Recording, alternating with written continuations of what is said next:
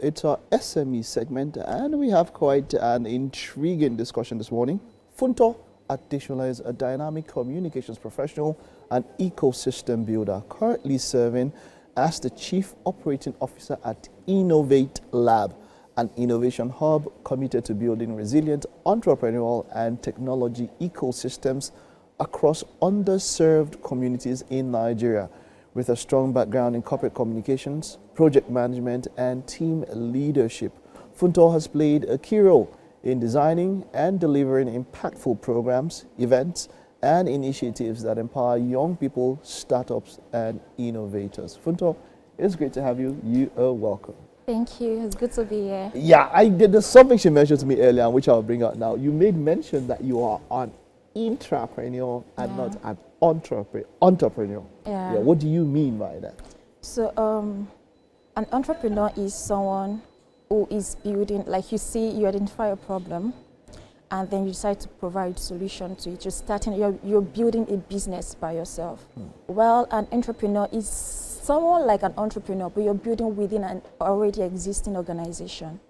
So what that means primarily is where I work at Innovate Lab, I develop programs, I develop initiatives, primarily what any entrepreneur would do, but within the organization. Within the organization. So what is Innovate Lab? What do you do at Innovate Lab? What does Innovate Lab as a whole do? I'm going to be very quick about it. Because if you start, yeah, it's the same one. I get you. Because I enjoy talking about what we do. About what you do, yeah. So Innovate Lab is, first, it's not a laboratory like most people would think. Innovate Lab is where we build ideas. Innovate Lab is an innovation hub or an ecosystem builder, or you can say an enterprise supporting organization. And our goal is very simple. We seek to transform underserved university communities. Now, emphasis on the word underserved university communities by leveraging technology, entrepreneurship, and placemaking.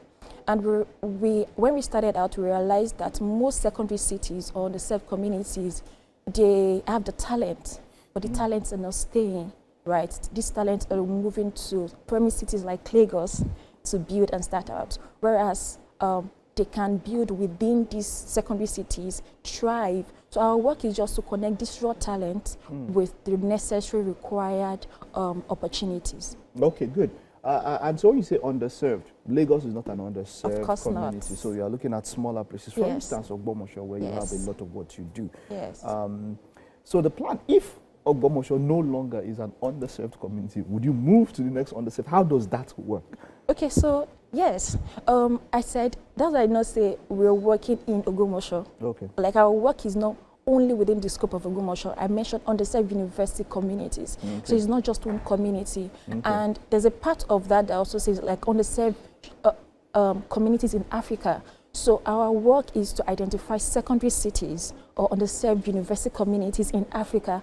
So, but what we are doing in Ogbomosho is we are templating, it's more like we're creating a template of what we want to build in other communities using Ogbomosho as a case study.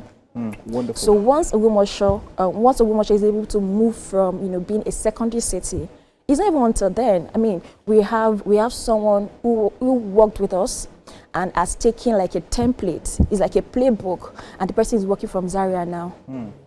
Good. So now you have these people you work with. How exactly do you empower them? What exactly do you do? Because according to you've empowered over thousands of people. So in what ways do you actually empower them? So the kind of empowerment that we do is not hands down. Okay. Right, we build people. Right, we connect them with the right opportunity. And opportunity is not just funding. There's also education. There's also structure. There's infrastructure. There are like a host of other support that we provide to these entrepreneurs that we serve. So one of the things that we do, like I mentioned when I was talking about the things that we do, I said through technology, entrepreneurship, and placemaking. So one of the things that we do is we train people. Okay. Right. We also have an arm of the organization that is more like an incubator. Okay. Right. So we train people, and then we identify startup founders that they have the potential for growth. And then we incubate them, we absorb them into the organization, we give them the right support. So they're not paying for They're not paying for rent, they're not paying for internet, they're just not paying for most of the things that like other people would pay for, right? So we give them that enabling environment to build. And then once we know that, okay, this organization is capable of standing on their feet, we then push them out and then like still support them by the side, right? We also have programs where, so we don't just support startup founders. We also have programs where we support young talent. I mean, undergraduate students, recent graduate students, because when you're putting out your CV now, everybody's looking for a 2-year work experience from somebody who just, I mean, and there's an age range for it. So you're saying you're looking for someone younger than 25 years. 25, that's that right. age. And in Nigeria, if you went to public school, you must be, I don't know, depending on which school you went. I went to Lautech and I spent almost 7 years, right? So by the time you were graduating, you're almost beyond that age bracket that most people are looking for. So what we do with these recent graduates is we absorb them to give them like a feel of what the workplace looks like. Okay. So they understand that, okay, these are the skills required of the workplace, right? We also have like a program where we bring young talents together, founders or people who just have an idea, designers, developers, and then we call that program like Brave Fellowship. Okay. Brave Redemptive Fellowship, and we just empower them, we give them training, we connect them with mentors outside the country, and we also link them to job opportunities. Wonderful. What does it take? What is the criteria? What does it take, one, to qualify to be a beneficiary of what you do at Innovate Lab? It doesn't take it doesn't take anything really. All you need to take is, I would say, someone who is committed. You are willing to learn. Because in the entrepreneur ecosystem or the tech ecosystem, you have to be willing to learn and unlearn. So if you're interested in just learning and growing, right, and leaving behind something that is like, okay, this is something that this is how to build, and you're just ready to build from the ground up, and you're ready to build. My boss used to say something that, can you build this with zero naira, right? So it's not just, you don't need any major skill. We just need people who are passionate about changing their communities. Do you find them or do they find you? So we are, I would say that we find them and they find us. Okay. So it's a two-way thing. So we are located right beside Lautech. Lautech has about 35,000 students, and every year they graduate about, say, 5,000 students. Yeah. So because of our proximity to the university, we have a lot of programs directly towards undergraduate students. So it's more like a talent pipeline. So we put up these programs, you know, we put up like a lot of entrepreneurship program, a lot of tech programs, a lot of startup supporting programs to just identify these talents, right? So we do a lot of publicity amongst the student community to just bring them in at no cost to them. Right, just so that, because I mean, when you put a price tag to most of these things, students tend to draw back. So we look for partners that can help us achieve some of these things, and then we put it into the student ecosystem, student communities, and then they come to the workspace to learn. So that's how we attract them. The experience that you've garnered over the years working at Innovate Lab, can you give a word or two to an upcoming, to a startup, to somebody who is an entrepreneur who's about to start? If there was one thing, maybe two, few basics that you could say, what advice would you give to such a person? I would say that be willing to adapt quickly. Don't romanticize the problem that you're solving. Find ways to adapt very quickly, because the tech ecosystem is moving really fast.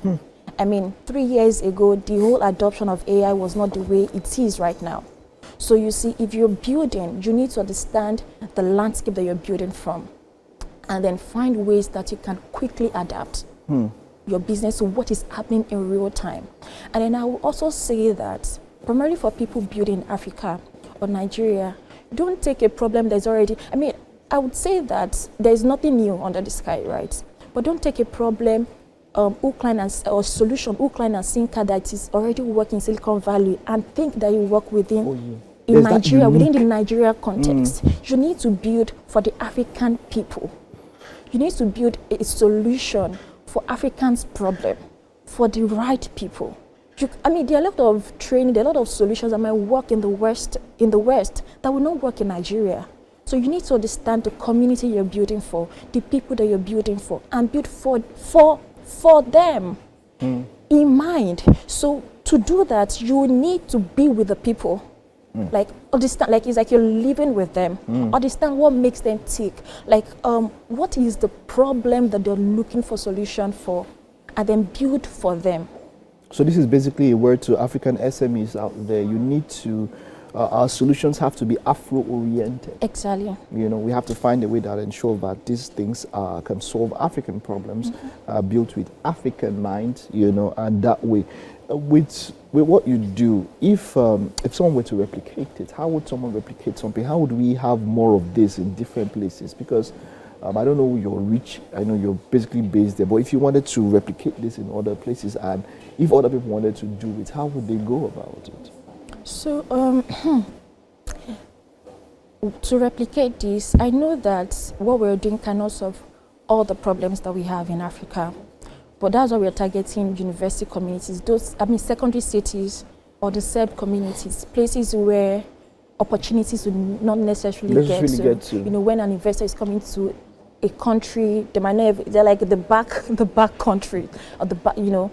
So for anyone who might want to replicate what we're doing, like I was trying to say earlier, you need to understand the community you're building that for. You're building for. You cannot build for something, for someone that you don't know. So you're saying that what works in Ogbomoso probably might not work in Akure? Yes, it might not work in Akure. Now we have you might use the playbook. Now playbooks are like guidelines that, okay, if you do this, this might happen, and then these are the steps. But then again, taking that playbook, you need to now apply it to the context of that community. What exactly the problem might look similar, but people are different. The culture is different. The entire ecosystem is different. They might not even have the right infrastructure that this community have, right? So you need to understand that community that you're building from, and then build for them, right? You can still use the same playbook, like I said, but it has to be within the context of that community. Thank you so much, Funto. It's been such a pleasure. I wish we had more time because we could go on and on. Yeah. But that's all that we can take. Thank you so much. This is us wishing you the best. More grease to your elbows. Thank you very much. Well Thank you done. for having me. All right, that's it on our SME segment this morning. We'll take a time out now. Stay with us. There's still so much more to come.